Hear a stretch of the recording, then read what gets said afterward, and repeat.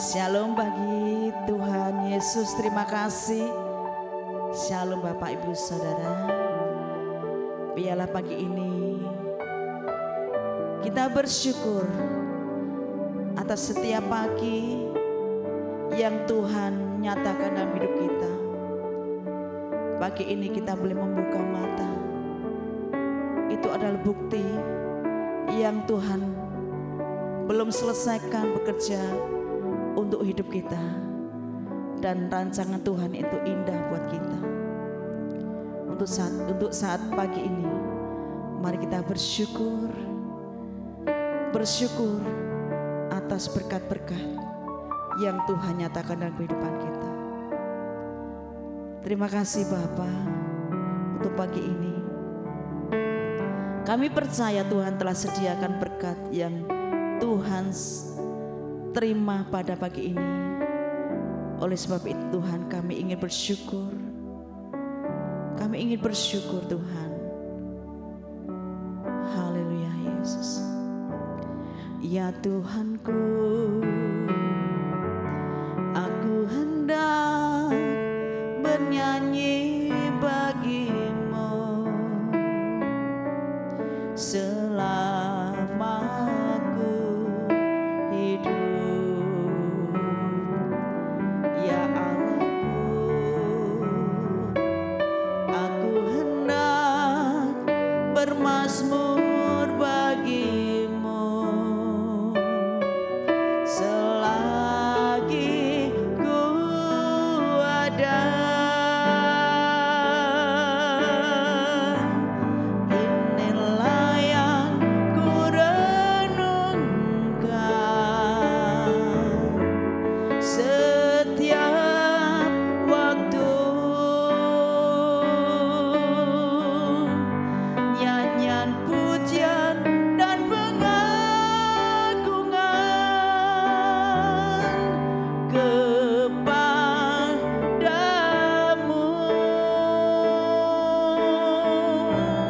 Biarlah manis kau dengar Tuhan, manis kau dengar Tuhan, dan hatiku bersyukur karenamu.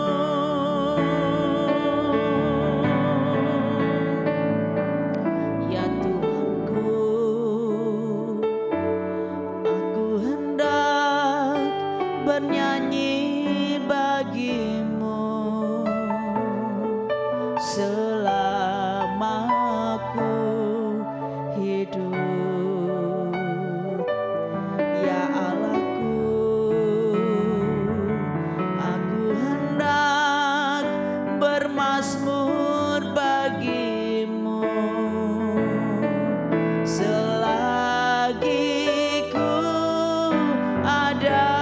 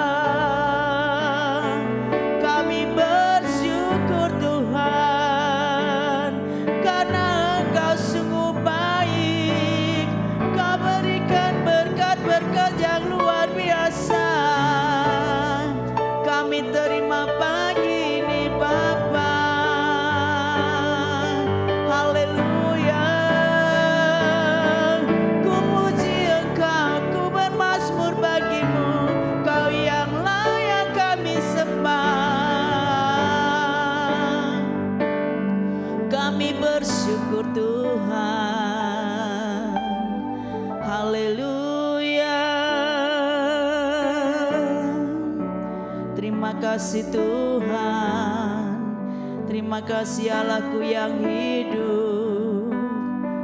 Haleluya, haleluya. Terima kasih Bapa untuk pagi ini. Terima kasih untuk berkat-berkat yang Tuhan sediakan sepanjang pagi sampai malam nanti. Kami rindu Roh Kudus memimpin kami, menyertai kami, membimbing kami, sehingga apa yang kami lakukan, apa yang kami kerjakan senantiasa menyenangkan hati-Mu Bapa. Dan pagi ini kami rindu hati kami dibajak oleh firman-Mu. Berbicaralah Tuhan melalui hamba-Mu, sehingga kami boleh dibentuk, iman kami semakin bertumbuh. Terima kasih Bapa, dalam nama Tuhan Yesus. Haleluya, amin. Shalom, selamat pagi Bapak Ibu Saudara yang diberkati Tuhan. Mari sebelum kita mengawali kegiatan kita di pagi hari ini, kita mau mendasarinya dengan merenungkan akan kebenaran firman Tuhan. Dan di pagi hari ini Bapak Ibu Saudara, kita akan bersama-sama belajar akan firman Tuhan untuk selama-lamanya dalam setiap kehidupan kita. Dan kita tahu Bapak Ibu Saudara, di dalam firman Tuhan inilah terletak perkataan daripada Tuhan. Terisi akan suara hati Tuhan yang menjadi kerinduan bagi setiap hidup kita. Jadi pagi hari ini Bapak Ibu Saudara, kita mau untuk kita terus menghidupi akan perkataan-perkataan Tuhan yang senantiasa setiap pagi kita renungkan, setiap pagi kita hidupi, bahkan kita lakukan di dalam setiap kehidupan kita. Di dalam Matius 24 ayat 35 firman Tuhan katakan, langit dan bumi akan berlalu, tetapi perkataanku tidak akan berlalu. Amin. Ya. Jadi sekali lagi saya katakan bahwa firman Tuhan pagi hari ini yang boleh kita renungkan bersama itu merupakan isi perkataan daripada Tuhan. Jadi apapun yang kita kerjakan, apapun yang akan kita lakukan Bapak Ibu Saudara, jangan sampai kita lupa untuk merenungkan dan memperkatakan firman Tuhan di dalam setiap kehidupan kita. Yosua 1 ayat yang ke-7 bahwa ketika kita memperkatakan firman itu siang dan malam, maka perjalanan hidup kita itu akan berhasil dan beruntung.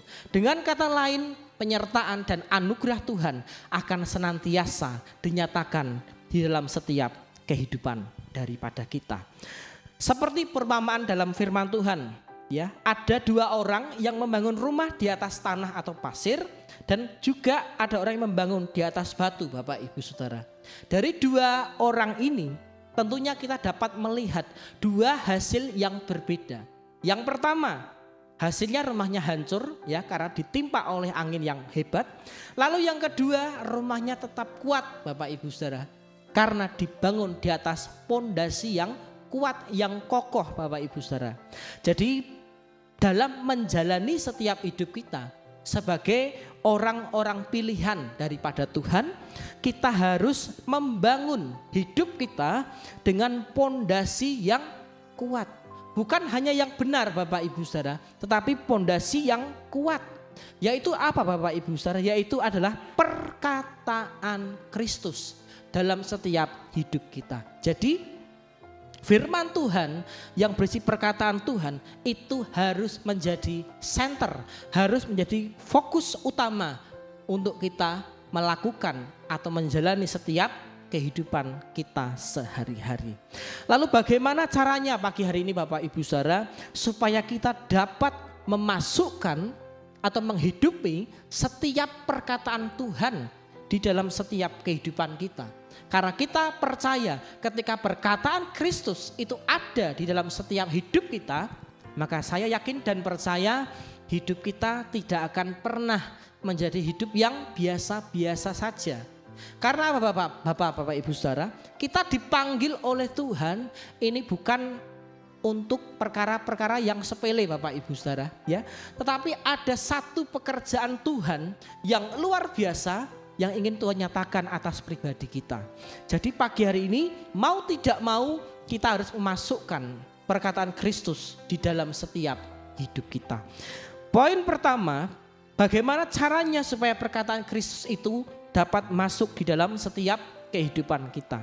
Yang pertama, kita harus memiliki hubungan yang intim bersama dengan Tuhan.